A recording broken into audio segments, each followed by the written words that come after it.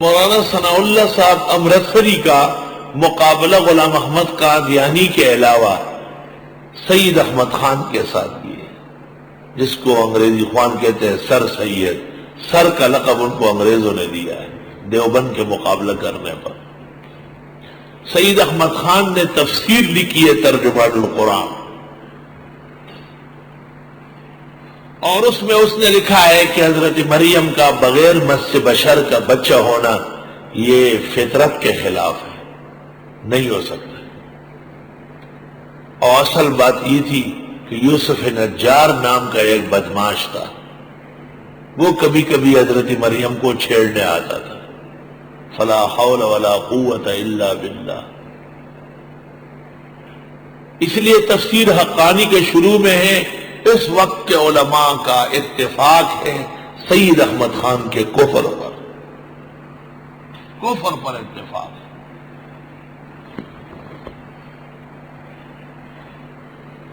پھر اس میں کیا معجزہ ہوا، اور پھر عیسیٰ کیا وجیہ و مقرب و پاک دامن ہو گئے، معاذ اللہ و استغفر اللہ۔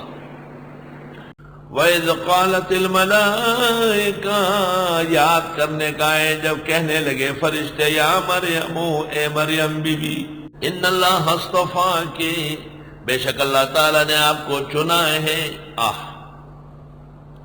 اللہ نے آپ کو چنا ہے، یا خدا ہے، کس چیز کے لیے؟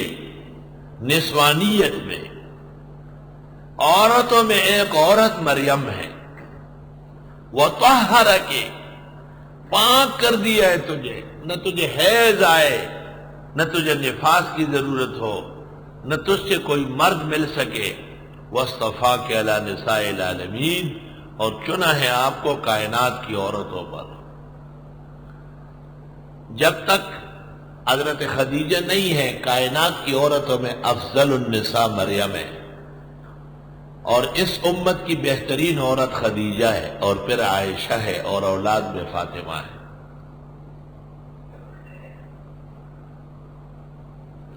محدثین کہتے ہیں کہ افضل النساء عائشہ صدیقہ ہے، کیونکہ پیغمبر نے کہا ہے فضل عائشہ علی النساء کفضل السرید علی سائر الطعام۔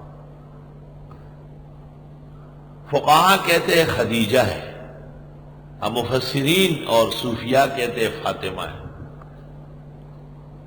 ہر گلیرا رنگ بوئی دیگر است، یا مریم قنوتی لربکی، اے مریم عاجزی کیجئے رب کے لیے، وسجدی سجدہ کر، ورکعی رکوع کر، مار راکعین، رکوع کرنے والوں کے ساتھ۔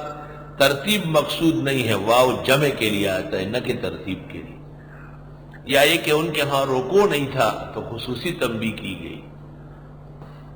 ذالک من انباء الغیب، یہ سب غیب کی خبریں ہیں۔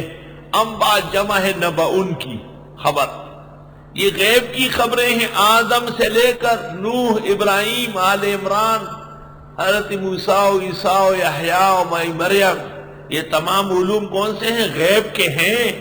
لیکن جب ہمارے پاس ہو نوحی الیک، آپ کو تو ہم وحی کر رہے ہیں، تو جو علم خدا کے ہاں ہے وہ غیب کا کہلاتا ہے۔ جب پیغمبر کے پاس آئے وحی، اور جب ولی کے پاس آئے تو الہام، کشف، کرامت، اور زرولی کے پاس آئے تو دور تفسیر۔ ذالک من انباء الغیب، یہ واقعی غیب کی خبریں ہیں، کوئی شک ہی نہیں ہے۔ نوحیہ الیک، ہم وحی کرتے ہیں آپ کو، تو آپ ہو گئے عالم بالوحی، اور ہم ہیں عالم بالغیب۔ سبحان اللہ۔ وما کنت لدیہم، غیب کیوں ہے؟ نہ تھے آپ ان کے ہاں موجود، اذ یلقون اقلامہم، جب وہ ڈالنے لگے اپنے اپنے قلم، ایہم یکفل مریم، کہ کون نگاہ بانی کرے مریم کی۔ مریم جب بیت المقدس پہنچا دی گئی تو وہاں بہت سارے مجاور موجود تھے، توریت لکھنے والے کتاب۔ اس وقت بہترین عمل مسجد میں بیٹھ کے توریت لکھنا تھا، جیسے آج قرآن پڑھنا ہے۔ تو ہر ایک نے کہا کہ یہ سعادت مجھے ملے، میں بچی کا خیال رکھوں، تو قرآن ڈالا گیا۔ قرآن اس بات کے لیے تو نہیں ہے، تعین و ما ثبت کے لیے ہے۔ ثابت تو ہے کہ یہ یہی رہے گی، اب متعین کس کو کرنا ہے؟ قرآن میں ڈالتا ہوں کہ یہ قلم دوں یا نہ دوں، یہ ناجائز ہے، قمار ہے، منع ہے، لیکن دینا ہے، کس کو دے دوں اس کے لیے جائز۔ تو فقہاء کہتے القرعہ لإثبات الشیء ممنوعۃ والقرعہ لتعیین ما ثبت مسنون ومشروع۔ حکم یہ آیا کہ ہر ایک شخص جو توریت لکھ رہا ہے جس قلم سے، وہ نہر میں ڈالے، نہر بہہ رہی تھی، چنانچہ بعض قلم جو اوپر کی طرف چل پڑے، یہ اشارہ تھا کہ حضرت مریم کی دیکھ بھال یہ کریں گے۔ حضرت زکریا علیہ السلام ان کے خالو بھی لگتے تھے، زیادہ حقدار تھے پرورش کے، ان کا قلم اوپر چلنے لگا۔ آپ نہ تھے ان کے ہاں جب ڈالنے لگے اپنے قلم کہ کون کفالت کرے مریم کی، اور آپ نہ تھے ان کے ہاں جب یہ اس بارے میں جھگڑ رہے تھے، نہ تھے کیونکہ نہ حاضر ہے اور نہ غیب دان ہے۔ اذ قالت الملائکہ، یاد کرنے کا ہے جب کہنے لگے فرشتے، یا مریم و یا مریم، ان اللہ یبشرکی، بے شک اللہ خوشخبری دیتا ہے تجھے، بکلمۃ منہ، کہ ایک کلمہ آئے گا اس کی طرف سے، اسمہ المسیح، اس کا نام مسیح عیسیٰ ابن مریم ہوگا، وجیہا فی الدنیا والآخرہ، بہت عزت والے ہوں گے دنیا و آخرت میں، وجیہا، ایسا عزت والا جس کے چہرے کو دیکھ کر لوگ عزت کرے، وجہ سے نا، وجہ، وجیہ، واپختو، وجیہ کے معنی مخورز، مخ کہتے ہیں وجہ کو، اور مخورز اس معزز کو کہتے ہیں جس کے چہرے کی وجہ سے لوگ مقدمات اور جھگڑے ختم کریں، وہ ڈیر مخورز سڑے نا، یعنی وجیہ دے، اور نام حضرت کا ہوگا مسیح، اور عیسیٰ ابن مریم کہلائے گا، اور وہ وجیہ ہوگا دنیا و آخرت میں، وجیہ ہوگا دنیا و آخرت میں، عزت والا ہوگا۔ اردو میں مجھے اس کا کما حق کہوں معنی نہیں آیا، جو اہل اردو نے کیا ہے وہ وجیہ کا ایک معنی بھی نہیں ہے، وجیہ کا معنی پشتو میں ہوگا۔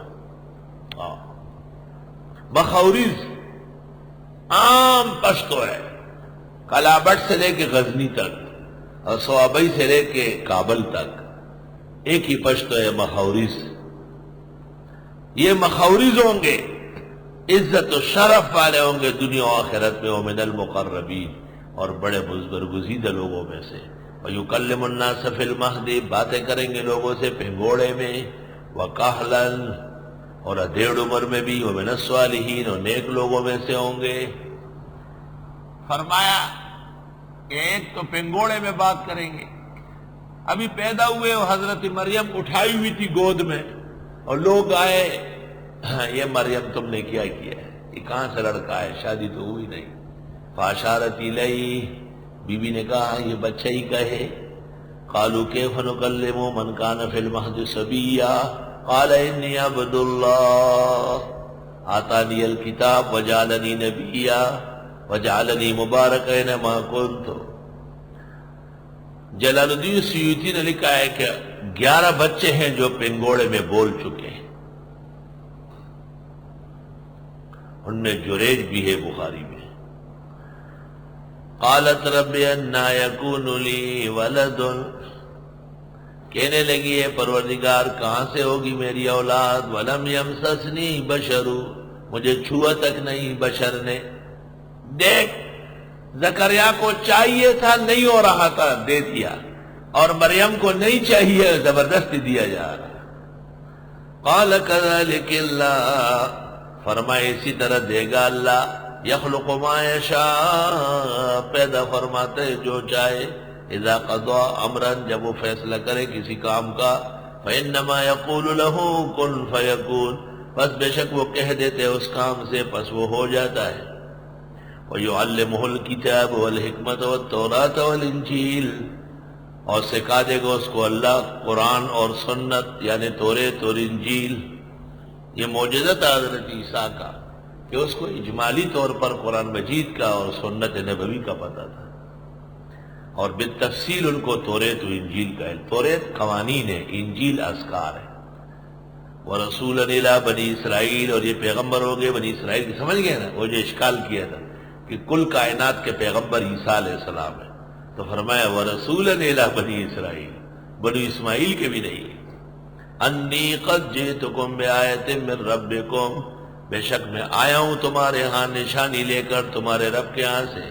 انی اخلق لکم، بے شک میں پیدا کرتا ہوں تمہارے لیے من الطین، مٹی سے، کہیئت الطیر، مانند پرندے کے، فانفخ فیہ، پس میں پھونکتا ہوں اس میں، فیکون طیرا باذن اللہ، پس وہ ہو جائے گا اڑتا ہوا اللہ کے حکم سے.